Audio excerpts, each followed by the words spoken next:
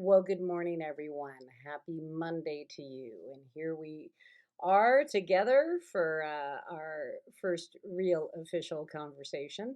And one of the things that I like to do in my course, especially now with the pandemic and our lack of ability to be able to communicate as easily as we did before, is I like to read your discussion boards and then respond in a video and share some insight about the class as I do so.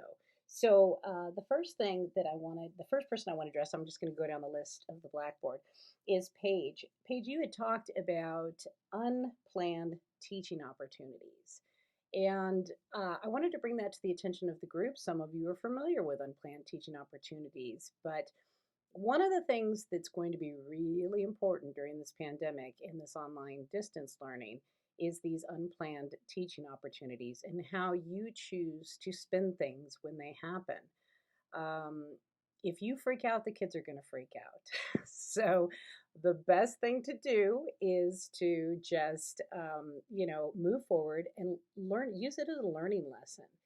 And my students that I had the last 2 years, they walked through. My mom had an extensive illness, and I was her primary caregiver.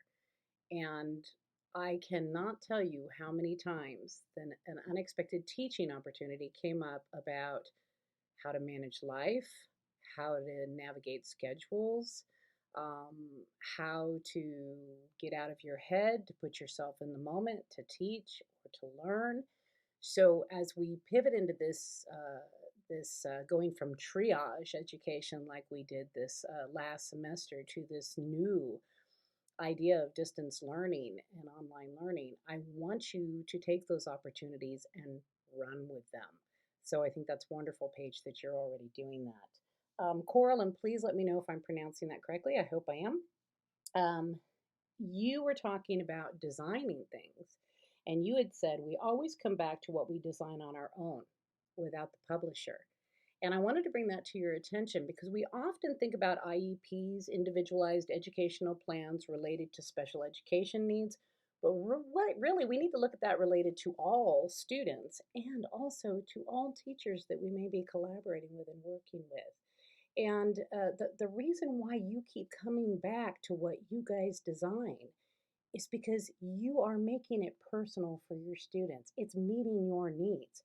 There's only so much that a publisher can do, to provide content for you, and then it's not going to be personalized for your students, for your area, kind of for your age group, but not always necessarily.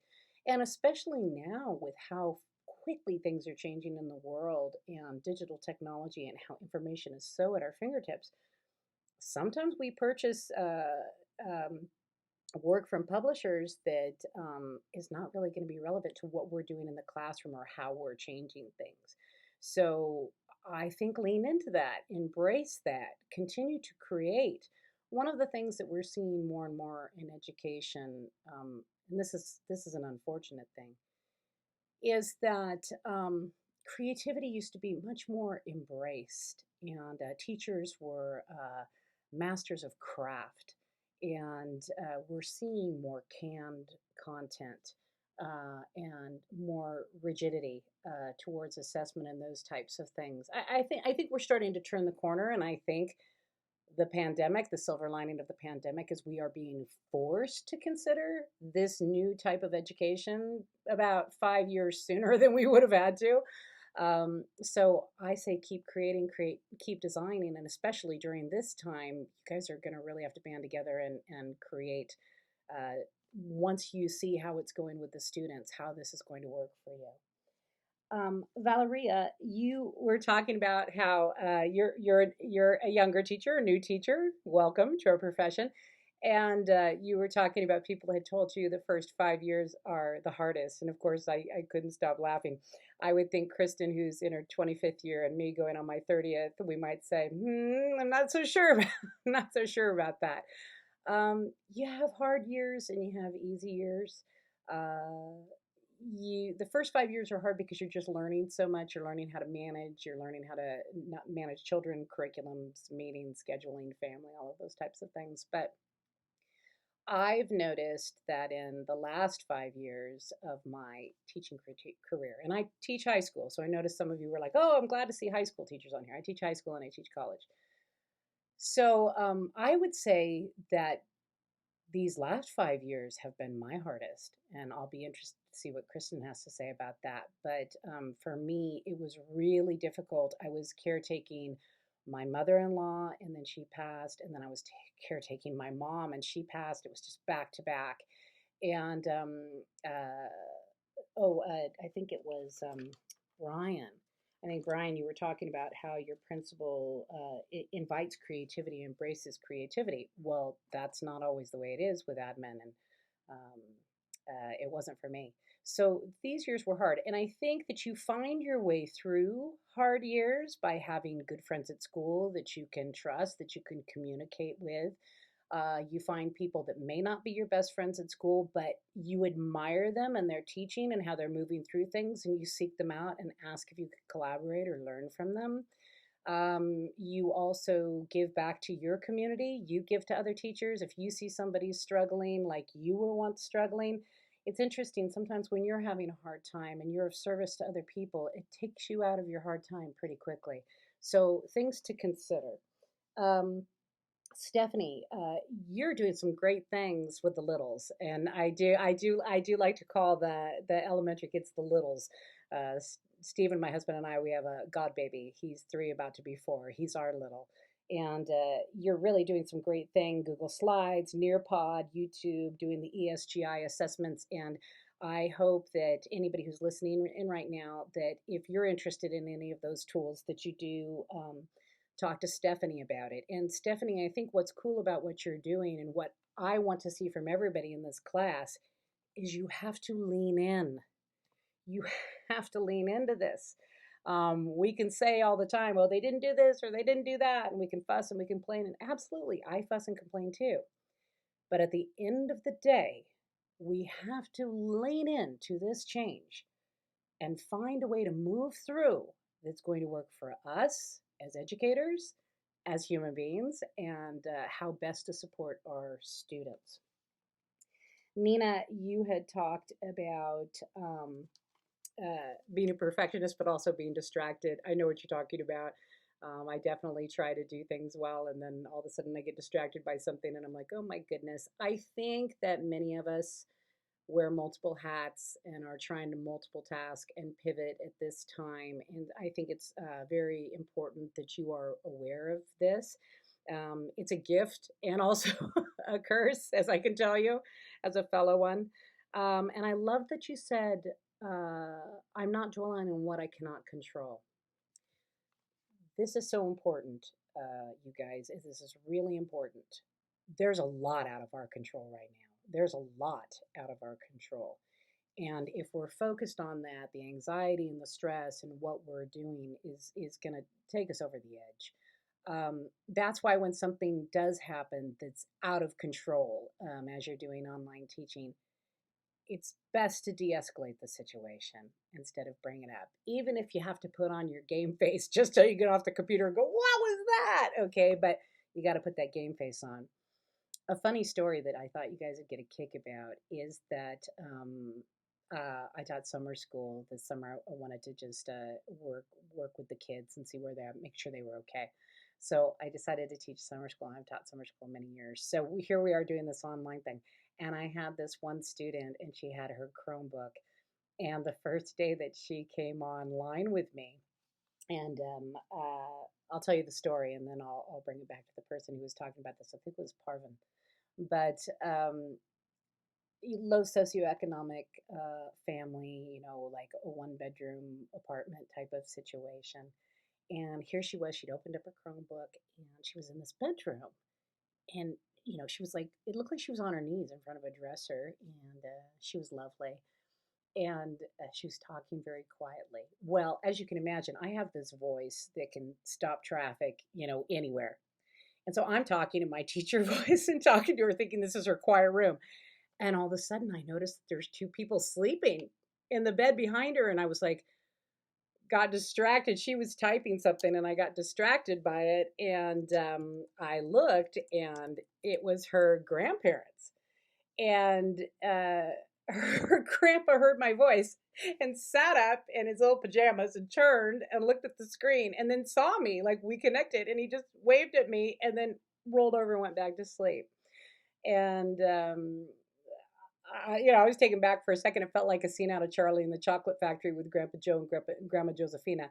But we continued on, and I just let her know from then on out that if she wanted to leave the camera off, she could, as long as I would call her.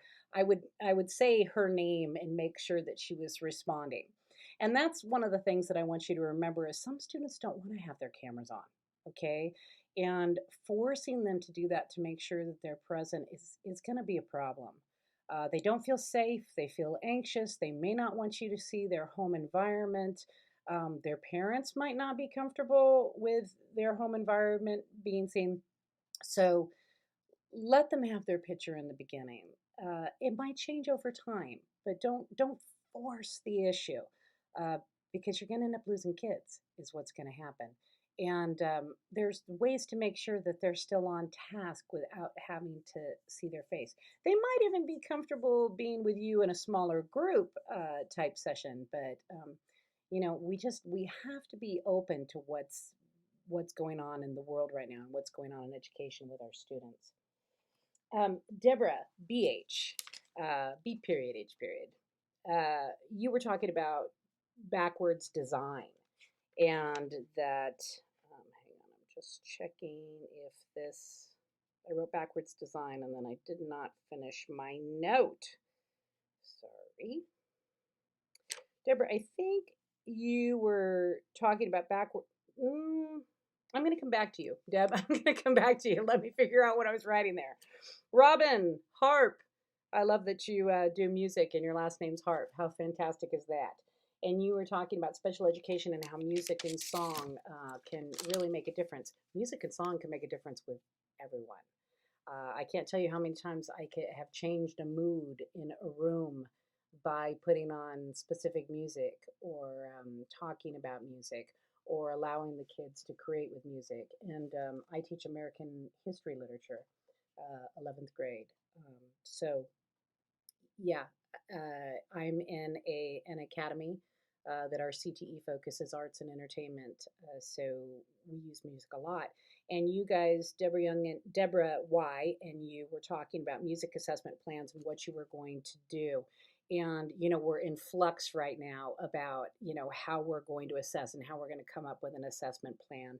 And of course, you can do warm ups and you can visually see them, and you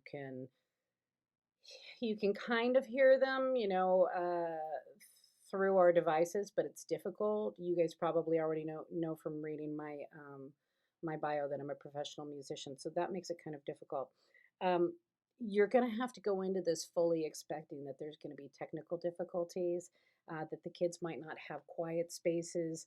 And one of the things that I would suggest, if you haven't thought of this yet, but as musicians, you probably know this, one of my favorite places to record of all times, and Elliott Smith, who well-known musician, used this too, is the bathroom. I can't tell you enough how great the bathroom is.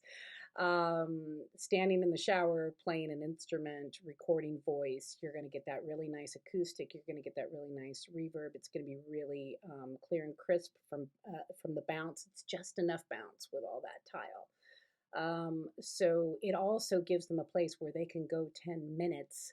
At the end of your class, you could give them 10 minutes to record something, progress, not perfection, but to record something that you could actually listen to and then assess.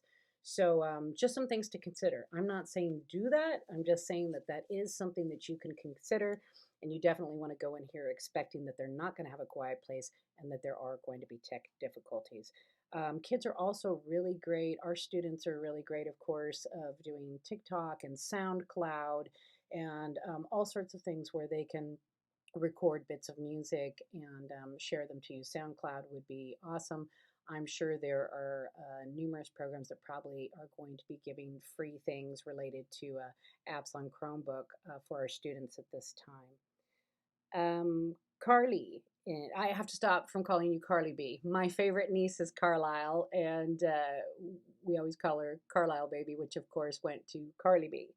I was sorry to hear about you losing your position due to COVID.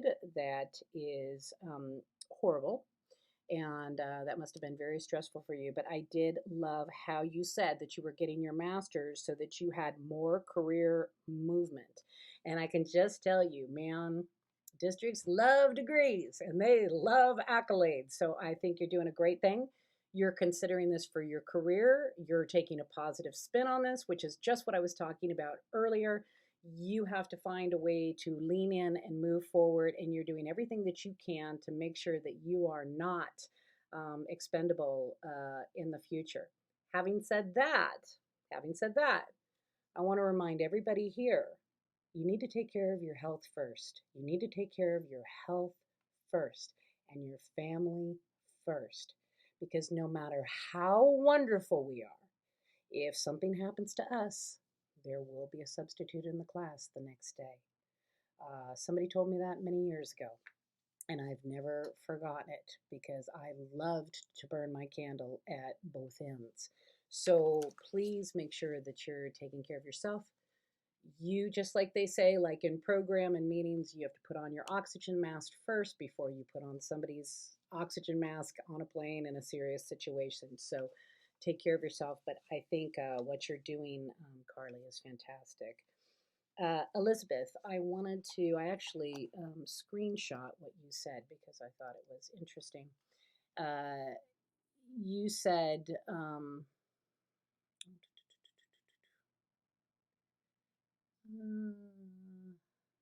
reading it. It was about your pivot.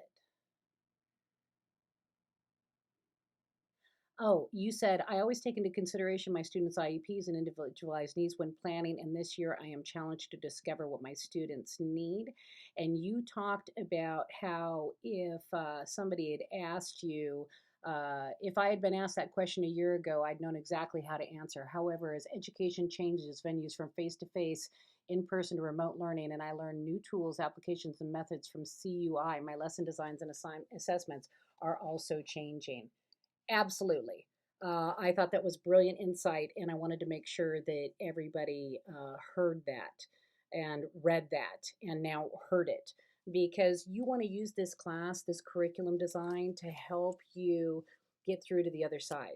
Even what I have up here in the core right now is you're going to have to use this as a jumping off spot to get to that digital platform where you feel safe and where you feel comfortable.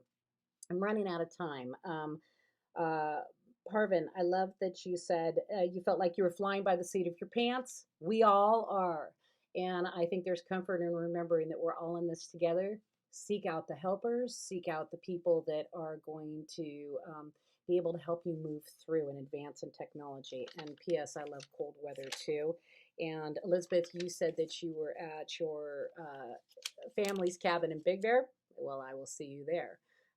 My husband and I have two of the historic forestry cabins up in Big Bear, and in a few weeks I plan to start teaching remotely from the cabin. All of you have been in Concordia for like 2 to 3 courses, so you're familiar with each other. Enjoy your cohort. They're going to bring you lots of support as you continue on. Deb C., you are experienced in educational tech, and I think that's going to be very important at the time. You're going to probably find less stress in this situation and be asked for more help, so that might create some stress in other ways. You had talked about designing curriculum and said that you didn't really feel like you were designing curriculum, that you were more modifying and adjusting. And I wanted to read you the definition of curriculum design. It's the deliberate organization of curriculum within a course or classroom. When instructors design their curriculums, they identify what will be done, who will do it, and when, as well as what the objective of each course is. You're scheduling it. You're scheduling instructional blocks. So I get what you're saying about the district providing content and wrote curriculum, but you really are the master of your own ship in your classroom. And somebody can give you a pacing chart and say something should be done in 3 weeks. That doesn't necessarily happen. And back to what Paige said about these learning opportunities that you're not expecting, um, you know, we maneuver through our class and decide things. Often we won't realize the kids didn't, as a group, didn't learn something, or the kids as a group may become interested in something, and it may change our curriculum, and we may design something to individually help our students to move forward. We're specifically seeing this with CTE, career technical education.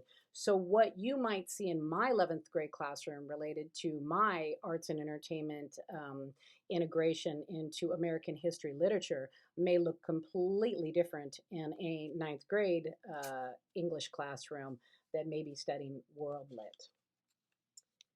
Lori, I love when you said now we were all just trying to survive patience. I've already kind of talked about this. Lisette, I know you felt like you weren't tech savvy, but you're open to learn. Once again, I've already talked about this. Pivot, lean in. We're all here to help you. Uh, Erin, you were talking about how you were using Hapara for screen control and that you didn't know what the new program was going to be. I would love for you to share that with us and let us know how you feel about the program that's going to be able to make sure that kids are doing what they're supposed to be doing screen wise. Also, I think it's great. You said 17 years to go back and get your MA. Erin, I saw your beautiful family. I saw all the things you do. You know, we get here when we get here. Due to my life situation, I couldn't finish my doctoral. Now I'm back finishing my doctoral. So, you know, those things happen. And I think you're in the right place at the right time for what's going on right now. Franco and Eric. Franco, you talked about being a helper. Eric, that you want to help when possible. David, collaborative and kind hearted. You know, Brian, quiet, calm, easygoing. You're the people that we need right now. You are the people that are going to understand that people meet us where they're at, and you're going to have the patience and the kindness and the collaboration to bring them forward and move them forward. And Brian, once again, I loved that your principal talked about that you said that he invites or she invites creativity. I don't remember which one it was. And that you said that not everybody accepts it. They rather find something in a book. People, this is very important. Brian, and you know this, not everybody's as brave as you. And even if somebody invites creativity, they might be afraid to create something or seem rigid or seem pulled back because really they're coming out of a place from fear. If they can pull it from a book, they know that it's right. They know that it's safe. And not everybody's a creative, and not everybody thinks in multiple directions, and not everybody looks at the big problem and can work backwards and figure out where they're going. So, Brian, it sounds like you've got great support there, and that you're going to be a wonderful person and a coach to help these people move through. Meet them where they're at, bring them to your level. Danielle, you said you were not on site yet, and I think it's fantastic that you are here in the master's program and that you are preparing for future opportunities because you're allowing yourself to be a front runner, not front rubber, front runner to what's going on in education right now, and that's going to make all the difference. You're going to be ahead of the game, and you're going to have a lot to offer. Deb, back to backwards design. I was thinking about that, and you were just, I think you're going to really love backwards design. And I think this class is really going to help all of us look at where we want the kids to be and then how we're going to get them to go there. So we're looking at the top of the mountain, the peak. What do we really want for the kids through this online learning? Okay, what do we want to see? And then we have to look backwards to put things in place so that our beginning will meet our goal, not starting from the bottom of the mountain and not knowing how we're going to get to the top. We already have to know what we have to do to get to the top. What are we going to need to get there? And then backwards plan it. Okay? All right, I'm almost at 25 minutes, which is more than enough for you. I want you to have a wonderful week and contact me if you need me. Remember, I can help you with things, not just this class. So if you want to run something by me and you want a safe place to ask a question or vent about something without it getting back to anybody in your district, and you're like, I need to talk to Prof. Wood, I'm here for you. Okay? All right. Be safe, stay healthy. Remember, put on your oxygen mask before you go out to help these kids. We're going to get through this together. Okay. Take care. Bye bye.